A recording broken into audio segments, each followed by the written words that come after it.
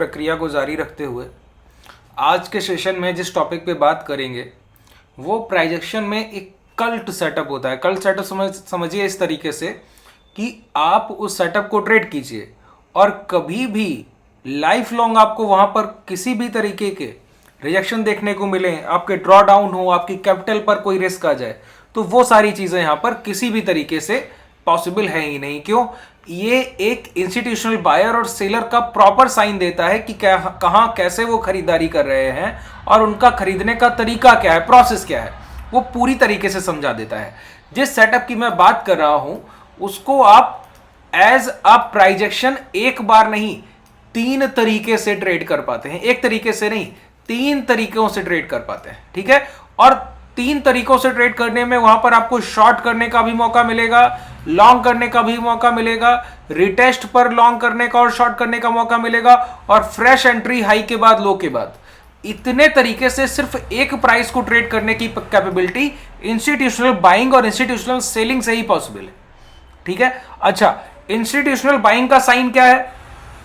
जहां पर एक मुश्त समझिए कि एक साथ कोई बड़ी कैपिटल का डिप्लॉयमेंट या डिस्ट्रीब्यूशन, कि एक बड़ी कैपिटल से खरीदारी हो गई हो या बड़ी कैपिटल से बिकवाली हो गई हो, और वो आपको प्राइस में हूबहू वैसे ही दिख जाए, जैसे वो हुआ है वैसे ही दिख जाए। अच्छा, एक बात बताइए, मैं आपको जब प्राइस को सिखाता हूं तो मैं आपको बताता हूं प्रॉपर एक बेस क्लास मैंने किया हुआ है कि प्राइस में जब आप शुरुआत करें, इनिशियल पीरियड में हो, तो जब आपको चार्ट देखने की शुरुआत करनी है तो चार्ट को देखने का प्रोसेस क्या होगा, तरीका क्या होगा, शुरुआत कैसे करते हैं बिगनर्स, उसको वो वीडियो अगर आपको विजिट करना है तो नीचे आप डिस्क्रिप्शन को ओपन कीजिए, वहां पर आपको लिंक मिलेगा टेलीग्राम का, उसको ज्वाइन कर लीजिए।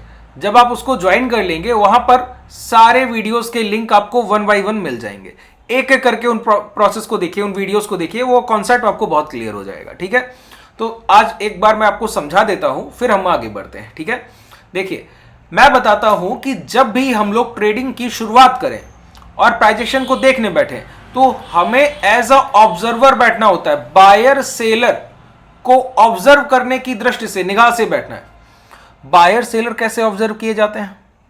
कौन से बायर सेलर? हम ही तो खरीदार हैं, हम ही तो बिकवाल हैं सर, दूसरे कौन बायर सेलर होंगे? मैं कहता हूं आई लगा दीजिए आगे, इंस्टीट्यूशनल बायर सेलर्स।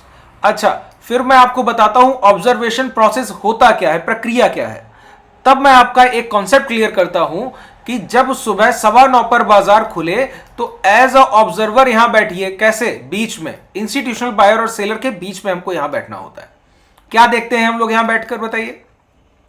यहां बैठकर हम लोग देख रहे होते हैं, एनालाइज कर रहे होते हैं कि बायर या सेलर आज किस तरफ जाना है। और इसमें टाइम फ्रेम देखिए, आप लोग टाइम फ्रेम को लेकर कंफ्यूज रहते हैं ना, तो टाइम फ्रेम इंट्राडे ट्रेडर है 5, 10 और 15 मिनट का टाइम फ्रेम। एक अच्छा टाइम फ्रेम जो मैं यूज करता हूं, मेरे कम्युनिटी ट्रेडर्स यूज करते हैं, वो 2 मिनट का टाइम फ्रेम। अगर आप 2 मिनट का टाइम फ्रेम लेंगे तो और आसानी होगी। ठीक है, देखिए समझिए, जब 9:15 पर बाजार खुले तो मार्केट को मानिए क्या, एक दुकान, एक शॉप की तरह देखिए। क्या देखिए? शॉप, एक ऐसी शॉप, एक ऐसी दुकान जहां पर आप कुछ खरीदने जाए तो वो दुकान पर आपको वो चीज उपलब्ध हो और आप वहां से खरीद सके। जहां पर कुछ आप बेचने जाए तो ये भी सुविधा उपलब्ध हो कि वो दुकानदार आपसे वो चीज खरीद ले। ऐसा ही बाजार है। हम लोग शेयर्स को यहां से बाई भी कर सकते हैं और सेल भी कर सकते हैं। हमको क्या करना है? प्रॉपर एनालाइज करना है कि दिन में कितने खरीदार और बिकवालों ने बिकवाली की, और उसका जो बैलेंस है, कौन ज्यादा खरीदार है या बिकवाल है, सेलर्स हैं, उनके वेटेज के अकॉर्डिंग ट्रेड करना सीखना होता है। ठीक है, एक बात बताइए, यहीं पर मैं आपको एक कड़ी दोहरा दूं। अब जिस प्राइस एक्शन की मैं बात करने जा रहा हूं, यहां ध्यान से सुनिएगा। सुबह 9:15 पर बाजार खुला, मतलब दुकान खुल गई। इंस्टीट्यूशनल बायर और सेलर इंतजार कर रहे थे मॉर्निंग 9:15 का, किस लिए? मार्केट ओपन होने के लिए। मार्केट ओपन हुआ, बायर खरीदारी करने गए और सेलर बिकवाली करने गए। हमको अजम्पशन करना है कौन ज्यादा है, वेटेज किसका है आज ज्यादा। ठीक है, यहां पर एक प्रक्रिया हुई। बाजार खुलते ही पता लगा कि बैंक निफ्टी का जो भाव चल रहा है, प्राइस क्या चल रहा है, मान लिया अभी कितना चल रहा है, 45,313 ही मान लिया। ठीक है, ये बैंक निफ्टी का प्राइस चल रहा है अभी।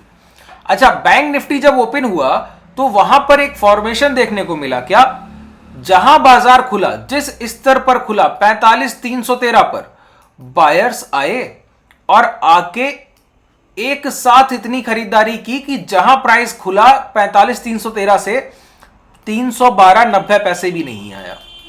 इतना भी 0.10 का भी एक रिट्रेसमेंट देखने को नहीं मिला। और प्राइस ने फिर क्या किया, प्राइस ने वहीं से खरीदारी उठाई और ऊपरी स्तर पर जाकर एक बॉडी साइड कैंडल को क्लोज किया, एक ग्रीन बॉडी साइज कैंडल। अब देखिए, मैं पूरा फॉर्मेशन आपको नहीं समझा सकता, अगर पूरा मैंने बेसिक क्लियर किया फिर पूरा आगे लेकर गया तो मैं डायरेक्ट आपको कॉन्सेप्ट बता रहा हूं, सेटअप बता रहा हूं, ठीक है। अगर बिल्कुल बेसिक से प्राइस एक्शन को सीखना है वन बाय वन एक एक चीजों को करके, तो नीचे डिस्क्रिप्शन में जो कॉन्टैक्ट डिटेल है वहां पर जाइए, देखिए पहले पूरी तरीके से सेटिस्फाई हो जाइए, वीडियो को पूरा देखिए, एक नहीं 2 वीडियो देखिए, ठीक है। सेटिस्फैक्शन पूरी तरीके से आपके अंदर होना चाहिए। जब आप सेटिस्फैक्शन पूरी तरीके से आ जाए तो नीचे जो डिस्क्रिप्शन में कॉन्टैक्ट डिटेल है वहां कॉन्टैक्ट कीजिए, फिर ज्वाइन कीजिए। टेलीग्राम पर हमारे ट्रेडर्स जो प्रॉफिटेबल है उनके सारे डिटेल्स और सारी चीजें वहां पर शेयर की जाती हैं, वहां पर जाकर सारी चीजों को आप देख सकते हैं, ठीक है। तो देखिए 45,313 पर बाजार खुला और वहां से डायरेक्ट प्राइस को उठाकर ले गए, मतलब खुलने के बाद प्राइस एक पॉइंट नीचे नहीं आया। इसको हम कहते हैं टेक्निकल में ओपन और लो का बराबर हो जाना। ओपन और लो कब बराबर हो जाते हैं कि प्राइस जहां पर खुला और वहीं से ऊपर चला गया, कोई एक पॉइंट भी नीचे नहीं आया। तो जब प्राइस को टेक्निकली देखा जाता है तो 4 एस्पेक्ट देखे जाते हैं, OHLC, open high low close, ठीक है। ओपन हाई लो क्लोज में आपसे कोई पूछे बाजार खुला कहां, तो आप कह देंगे 45,313। फिर कोई पूछे दिन का न्यूनतम स्तर बताइए कि गिरकर कहां तक आया, फिर आप बोलेंगे 45,313। क्यों, प्राइस तो गिरा ही नहीं ना। तो ओपन और लो बराबर हो गया। ओपन और लो कब बराबर होगा, बाजार खुलते ही जब ह्यूज बाइंग या ह्यूज डिमांड आ गई होगी तभी होगा, ठीक है। जब मार्केट ओपन होते ही एक बड़ी खरीदारी आ गई हो, बायर्स ने बड़ी बाइंग कर ली हो, तो प्राइस क्या करेगा, ओपन इक्वल टू लो का फॉर्मेशन बनाएगा जहां ओपन और लो बराबर हो जाएंगे। ऐसी कैंडल को पहचानते कैसे हैं, ऐसी कैंडल को हम पहचानते हैं जब प्राइस में लोअर विक का फॉर्मेशन ना हुआ हो। किसी भी कैंडल में लोअर विक क्या होता है, एक बॉडी साइज के नीचे ये डंडी जैसा जो पार्ट आपको दिखता है, ये लोअर विक है। ये हर कैंडल में आपको दिखेगा, यहां भी दिख रहा है, यहां भी दिख रहा है ना। और बॉडी के ऊपर का पार्ट क्या होता है, अपर विक होता है। ये क्या है, ये अपर विक का फॉर्मेशन है। तो जब एक ओपन इक्वल टू लो की कैंडल का फॉर्मेशन होगा तो उस प्राइस में लोअर विक मिसिंग होगा, पूरा बॉडी साइज दिखेगा नीचे की तरफ, ऊपर विक हो सकता है, नीचे नहीं होगा। अच्छा एक बात बताइए, अब ओपन इक्वल टू लो की अच्छी कैंडल कौन सी होगी, जिस कैंडल के फॉर्मेशन इस तरीके से हुए हो जिसमें लोअर विक मिसिंग हो ना हो और अपर विक भी कम से कम साइज का हो, कम से कम साइज का हो। ऊपर से इस कैंडल में रिजेक्शन भी नहीं चाहिए। अब देखिए बहुत ब्रीफिंग हो जाएगा अगर मैं पूरा कॉन्सेप्ट समझाऊंगा। तो ओपन इक्वल टू लो का एक कॉन्सेप्ट मैं आज क्लियर कर देता हूं, आप लोग कमेंट सेक्शन में बताइएगा, ट्रेड करके देखिएगा और बैक टेस्ट कर लीजिएगा। लाइव मार्केट को ट्रेड करेंगे तो बहुत बेहतर होगा, है ना। उसके बाद जब आप बोलेंगे तब मैं इसके कमेंट सेक्शन में आपके कमेंट देखूंगा। ये सेशन ऑन डिमांड है, तो जो आप डिमांड करते हैं, हाईएस्ट कमेंट मुझे मिलता है कमेंट सेक्शन में, वही मैं आपको सिखाता हूं अगले सेशन में। अगर आप बताएंगे ओपन इक्वल टू लो के पूरे कॉन्सेप्ट सीखने, तो एक यहां पर सिखा रहा हूं, 4 कॉन्सेप्ट इसके बाद और रह जाते हैं, 2 मैं आपको और सिखा दूंगा इसके बाद, ठीक है।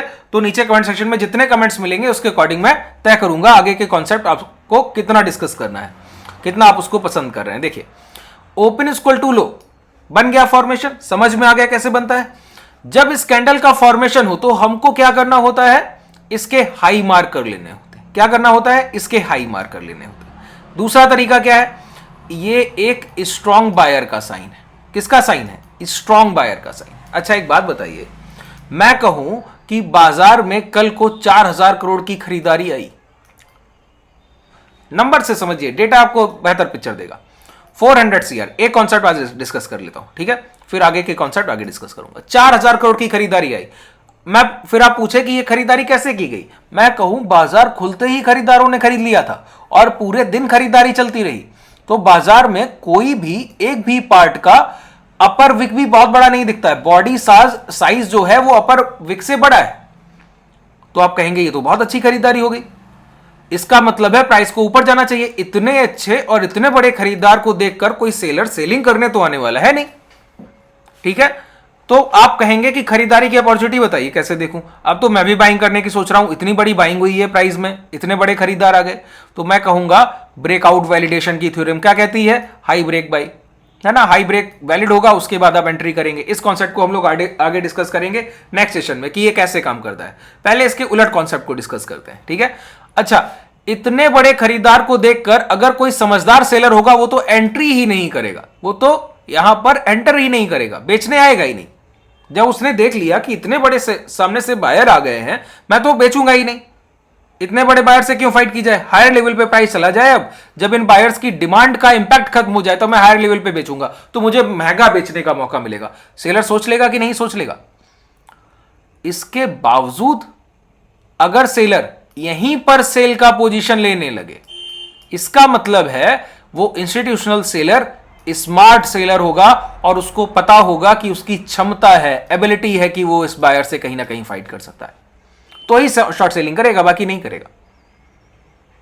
अच्छा, अगर वो शॉर्ट सेलिंग करेगा तो उसकी शॉर्ट सेलिंग से जो इंपैक्ट ऑफ सेलिंग आएगा, जो उसकी डिस्ट्रीब्यूशन से, उसकी बिकवाली से जो गिरावट आएगी मार्केट में, वो कैसे दिखेगी हमको। जो सेलर इस बायर की बाइंग को काट दे वो मेरे लिए सबसे बड़ा सेलर हुआ कि नहीं हुआ। जो इतने बड़े बायर को काट कर सप्लाई ला रहा है, सिर्फ बेच देना बड़ी बात नहीं होती है, बड़े खरीदार के सामने बेचना एक बड़ा सेलिंग का सबसे बड़ा साइन होता है, ठीक है।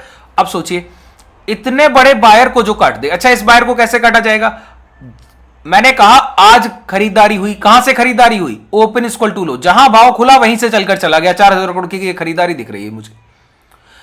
अगर कोई सेलर आकर इस बायर के प्राइस को ब्रेक कर दे, मतलब इस ओपन इक्वल टू लो की कैंडल के नीचे क्लोज करने लगे, एक कैंडल 5, 10 मिनट, 15 मिनट, 20 मिनट की क्लोज करे, फिर उसके लो ब्रेक कर दे, समझ लीजिए वहीं पर सबसे बड़ा पैनिक बनेगा और प्राइस डाउनफॉल हो जाएगा। क्यों, इतने बड़े बायर के अगेंस्ट में सप्लाई क्रिएट करना आसान बात नहीं।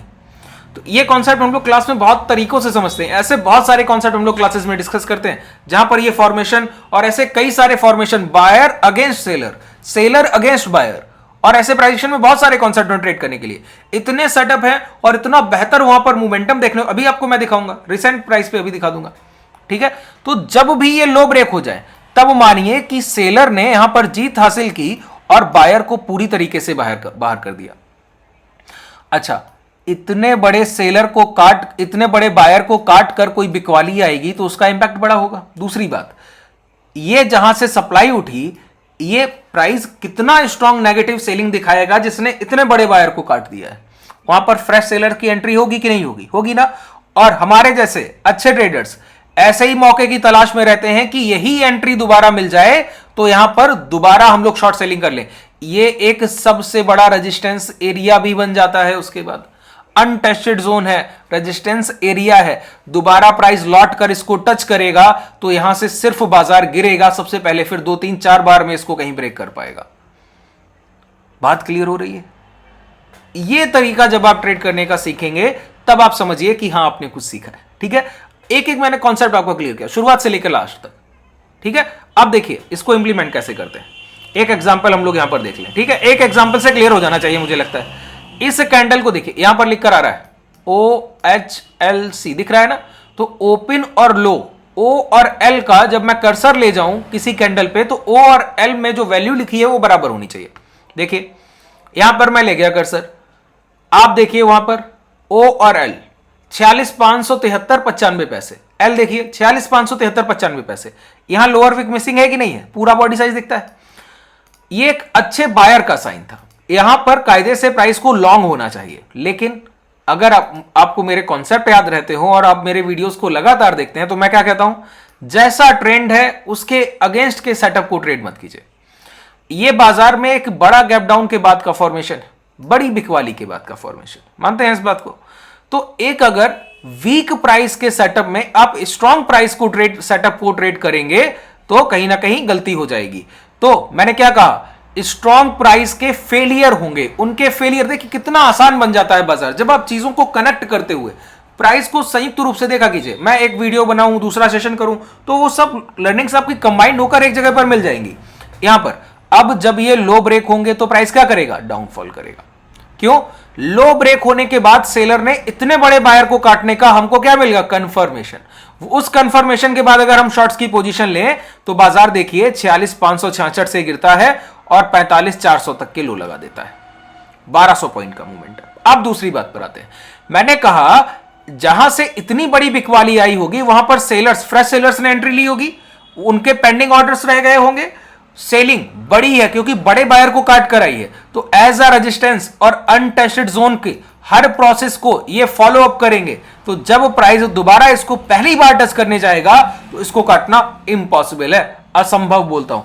आप लोग कहते हैं ना अच्छा रेजिस्टेंस और सपोर्ट रेट करना बता दीजिए, मैं कई कमेंट पढ़ता हूं, तो ये बेस्ट रेजिस्टेंस होता है जहां पर ओपन इक्वल टू लो के लो ब्रेक हो गए हो और एक मोमेंटम मिल चुका हो, उसके बाद जब प्राइस लौट कर उसके हाई को टच करे, उसी ओपन इक्वल टू लो की जब लो ब्रेक हुए थे उस हाई को टच करे, नीचे से रिट्रेसमेंट करके उस प्राइस को टच करे, वहां से बाजार दोबारा गिरेगा। कोई इंडेक्स हो, कोई स्टॉक हो, सारे प्राइस एक तरीके से काम करते हैं। आप क्रूड ऑयल को ट्रेड करते हैं, हमारे ट्रेडर्स बहुत ट्रेड करते हैं, कमोडिटी करेंसी बहुत ट्रेडर्स ट्रेड करता है और हमेशा प्रॉफिटेबिलिटी। क्यों, उनके एथिक्स कॉन्सेप्ट बहुत क्लियर है, इस वजह से ऐसा हो पा रहा है। ठीक है, अब यहां पर देखिए, यहां पर जब दोबारा टच करने गया ये मोमेंटम मिला है।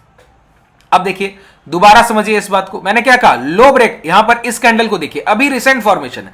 अब इस फॉर्मेशन को आप लोग कमेंट करेंगे तो इसको कैसे ट्रेड करना है कल मैं आपको दोबारा से समझा दूंगा, आप लोग कमेंट सेक्शन में बताइएगा। हाँ, आपको ये सीखना है। ठीक है, यहां पर देखिए ओ और एल, देखिए ओ और एल, इस कैंडल का देखिए क्या बराबर है, क्या ओ और एल 44,489 40 पैसा, 44,489 40 पैसा। मैंने कहा ये स्ट्रॉन्ग बायर का साइन है। अगर इसके लो ब्रेक हो गए तो जैसा ट्रेंड वैसा ट्रेड, बिल्कुल यहां से शॉर्ट करेंगे, लेकिन अभी तक लो ब्रेक नहीं हुए। लो ब्रेक नहीं हुए तब तक हम बायर को स्ट्रॉन्ग मानेंगे।